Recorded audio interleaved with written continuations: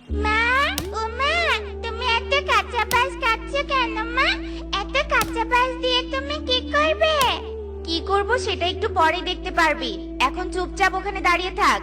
এই বলেই টুনি আবারও কাঁচা বাঁশ কাটতে শুরু করে। কিছুক্ষণ পর টুনি অনেকগুলো কাঁচা বাঁশ কেটে তার বাড়িতে নিয়ে আসে। মা, বলো না, তুমি এই কাঁচা বাঁশগুলো দিয়ে কি করবে? আমার যে খুব শুনতে ইচ্ছে করছে। আমাদের ঘরটা অনেক ভাঙাচোরা রে মা, তাই এই কাঁচা বাঁশ দিয়ে ঘর বানাবো। দেখি সর, সামনে থেকে সরে যা। আর দেরি করা যাবে না, তাড়াতাড়ি কাজ শুরু করতে হবে। বলেই টুনি কাঁচা বাঁশ দিয়ে ঘর বানানোর কাজে লেগে পড়ে। এভাবেই বেশ কিছুক্ষণ কেটে যায়। কাঁচা বাঁশ দিয়ে টুনির ঘর বানানো সম্পূর্ণ হয়ে যায়। ওয়াও, মা, ঘরটা তো দারুণ সুন্দর হয়েছে। এত সুন্দর ঘরে আজ থেকে আমরা থাকবো, এটা ভাবতে আমার কেমন খুশি খুশি লাগছে। মা, চলো চলো, ঘরের ভিতরে চলো। টুনি টুকে ঘরের ভেতরে প্রবেশ করে। অন্যদিকে টুনির বানানো কাঁচা বাঁশের ঘরের কথা পুরো বনে ছড়িয়ে পড়ে। ইগল দাদা, ওই ইগল দাদা, এভাবে জোরে জোরে উড়ে কোথায় যাচ্ছ তুমি?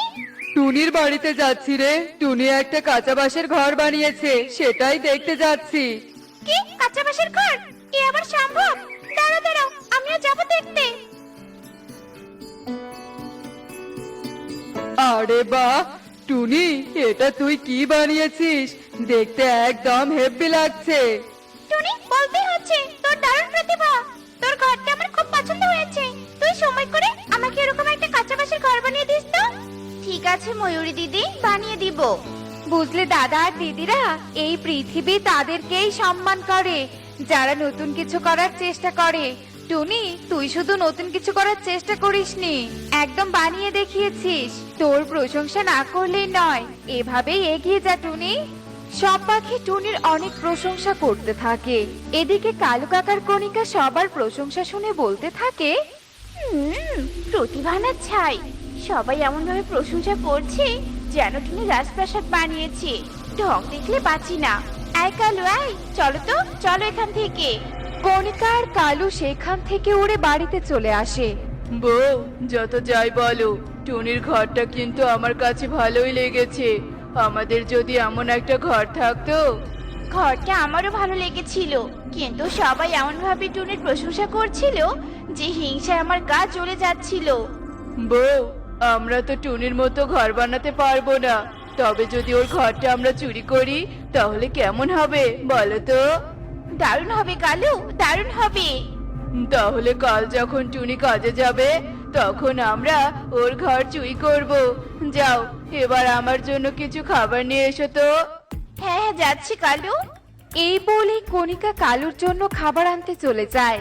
পরের দিন টুনি তার মেয়েকে নিয়ে কাজ করতে চলে গেলে কালু আর কণিকা বনের সকলের চোখ ফাঁকি দিয়ে টুনির কাঁচা বাঁশের ঘরটা চুরি করে নিয়ে আসে। এভাবেই বেশ কিছুক্ষণ কেটে যায়। এদিকে টুনি কাজ থেকে ফিরে এসে দেখে তার ঘর নেই। হে কি, আমার কাঁচা বাঁশের ঘর কোথায় গেল? আমি তো ঘর ঠিক করে রেখে গিয়েছিলাম। বনে তো কোনো বড় বাতাসও হয়নি যে ঘর উড়ে চলে যাবে। তাহলে কেউ কি চুরি করেছে? হ্যাঁ মা, আমার মন বলছে কেউ চুরি করেছে মনে হয়। টুকি মা, তুই এখানেই থাক, আমি ঘরটা খুঁজে আসি। এই বলে টুনি ঘর খুঁজতে বের হয়। টুনি এদিক ওদিক উড়ে উড়ে ঘর খুঁজতে থাকে। খুঁজতে খুঁজতে টুনি এক পর্যায়ে কালু আর কণিকার বাড়িতে চলে আসে আর কাঁচা বাঁশের ঘর দেখে বলে, ও, তার মানে কালু আর কণিকাই আমার ঘর চুরি করেছে। কালু দাদা, তুমি আমার ঘর চুরি করেছো কেন? দাও দাও বলছি, আমার ঘর আমাকে ফিরিয়ে দাও। এই ছোট্ট টুনি, মুখ সামলে কথা বল। এই ঘর আমরা চুরি করিনি, এই ঘর আমি কিনে এনেছি পাশের বান থেকে। কালু দাদা, আমার নিজের হাতে বানানো ঘরের স্মৃতি আমি ভুলে যাইনি, বুঝলে?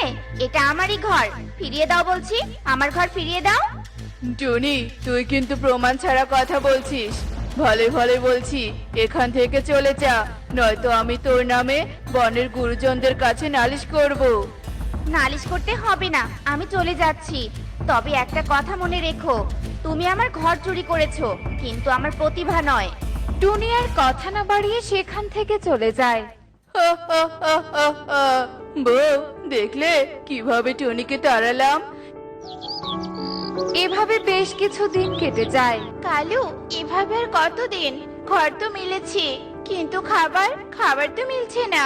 কোনো একটা বুদ্ধি করো না, যাতে ঘরের মতো খাবারও মিলে যায়। ভাবতে দাও বউ, আমাকে ভাবতে দাও। বলেই কালু পায়চারি করতে থাকে আর ভাবতে থাকে। কিছুক্ষণ পর কণিকা বলে, কি গো, কিছু পেলে ভেবে? হ্যাঁ বউ, পেয়েছি। দারুণ একটা বুদ্ধি পেয়েছি। বলো বলো, কি বুদ্ধি পেয়েছো? শোনো তাহলে। কালু তার বুদ্ধির কথা কণিকাকে খুলে বলে।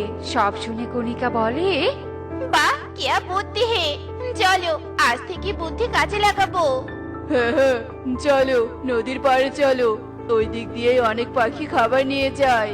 কালু আর কণিকা এই বলেই নদীর দিকে উড়তে থাকে। অন্যদিকে ময়ূরী একটা থলেতে করে কিছু খাবার নিয়ে বাড়ির দিকে উঠছিল। ঠিক তখনই কণিকা ময়ূরকে দেখে বলে, কালু, ওই দেখো, ময়ূরী থলি ভর্তি খাবার নিয়ে যাচ্ছে। যাও যাও, তাড়াতাড়ি অভিনয়টা শুরু করো। কণিকার কথা শুনে কালু ডাল থেকে নিচে নেমে আসে। ওরে মারি, ওরে বাবারে, আমার চোখটা গেল রে গেল। কেউ সাহায্য করো, আমাকে দয়া করে কেউ সাহায্য করো। কেউ কে আছো সাহায্য করার মতো? আমাকে কেউ সাহায্য করো। কালু কাকের এমন অভিনয় মিশ্রিত আর্তনাদ শুনে ময়ূরী কালু কাকের কাছে আসে। একই কালু দাদা, তুমি এমন আর্তনাদ করছো কেন? কি হয়েছে তোমার? বোন, দেখ না, আমার চোখে কি যেন পড়েছে। চোখটা আমার কেমন যেন করছে। দেখি দেখি, চোখে কি আছে? এই বলেই ময়ূরী তার হাতের থলেটা রেখে কালুর চোখ দেখতে থাকে। ঠিক তখনই কণিকা চুপি চুপি এসে ময়ূরীর থলেটা নিয়ে চলে যায়। এদিকে ময়ূরী এসবের কিছুই বুঝতে পারে না। দাদা, তোমার চোখে তো আমি কিছুই খুঁজে পাচ্ছি না। কিছুই তো পারিনি, তাহলে পাবি কি করে? কিছু কি বললে দাদা? না না, কিছু বলিনি বোন। তোকে অনেক ধন্যবাদ আমাকে সাহায্য করার জন্য। যা বোন, তুই যেখানে যেতে ধরেছিলি সেখানেই যা। আচ্ছা ঠিক আছে দাদা। এই বলে ময়ূরী পেছন ঘুরে থলেটা নিতে ধরে দেখে সেখানে তার থলে নেই। একই, আমার খাবারের থলে কোথায় গেল? থলেটা তো এখানেই ছিল, তাহলে কে নিল? দাদা, তুমি কি কাউকে দেখেছো আমার থলেটা নিতে? কই না তো বোন, আমি তো এখানে কাউকে আসতে দেখিনি। আর আমি তো কোনো থলেও দেখিনি। না, এখানে আমার থলে ছিল। কে চুরি করলো আমার থলে? এখন আমি আমার বাচ্চাদেরকে কি খাওয়াবো? বোন, আমি বাড়িতে যাই। আমার শরীরটা একদম ভালো লাগছে না, তুই থাক।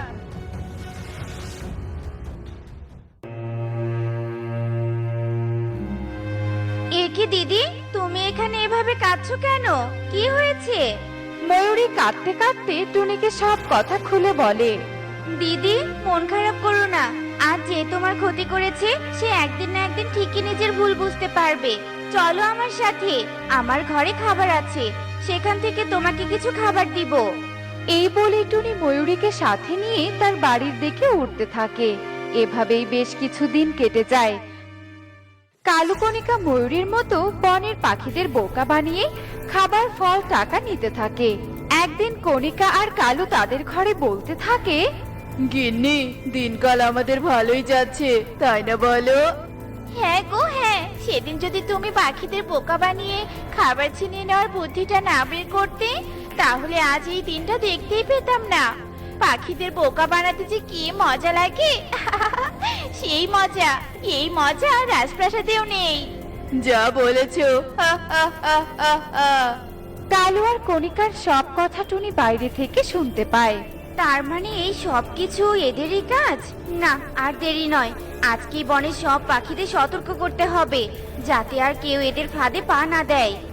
বলেই টুনি উড়ে চলে যায় আর বনের সবাইকে কালু আর কণিকার সমস্ত কথা খুলে বলে।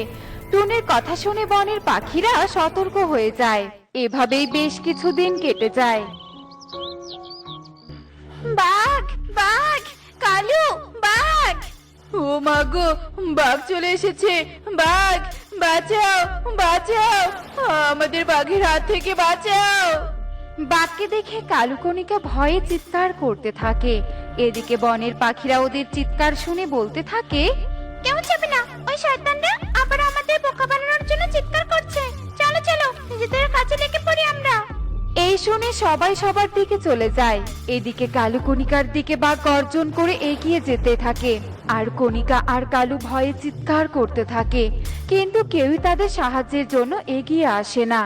কালু, আমরা বনের পাখিদের বোকা বানিয়ে অনেক ভুল করেছি। ওদের যদি আগে বোকা না বানাতাম তাহলে আজ ওরা আমাদের সাহায্য করতে আসতো। ঠিকই বলেছো, আজ যদি এই বাঘের হাত থেকে বেঁচে ফিরি তাহলে আর কখনো